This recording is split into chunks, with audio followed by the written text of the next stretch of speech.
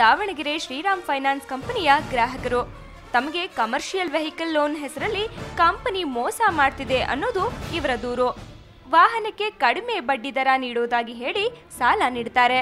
ಬಳಿಕ ಸಾಲ ಪಾವತಿಸಿದ್ರು ಓಡಿ ಅಂತ ಹೇಳಿ ಹಣ ಪೀಕ್ತಾರೆಂದು ಆರೋಪಿಸಿ ಕಂಪನಿಯ ಕಚೇರಿಗೆ ಬೀಗ ಜಡಿದು ಪ್ರತಿಭಟನೆ ನಡೆಸಿದ್ರು.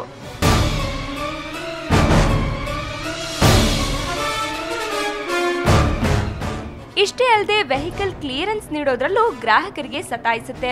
ಹಾಗೆ ಕಂಪನಿಯ ಏಜೆಂಟರು ಒಂದಲ್ಲ ಒಂದು ಕಾರಣಕ್ಕೆ ಜನರನ್ನ ಸುಲಿಗೆ ಮಾಡ್ತಿದ್ದಾರೆ ಅಂತ ಗ್ರಾಹಕರು ದೂರ್ತಿದ್ದಾರೆ. ಒಟ್ನಲ್ಲಿ ಶ್ರೀರಾಮ್ ಕಂಪನಿಯ ವಿರುದ್ಧದ ಎಲ್ಲಾ ಪ್ರಕರಣಗಳ ತನಿಖೆ ನಡಿಬೇಕು, ಸಂಸ್ಥೆಯ ಮೋಸವನ್ನ ಬಯಲಿಗೆಳಿಬೇಕು ಎಂಬುದು ಇವರ ಒತ್ತಾಯ. ರಾಜಪ್ಪ ಸುತ್ತೂರ್, ಸುವರ್ಣ ನ್ಯೂಸ್ 24/7 ದಾವಣಗೆರೆ.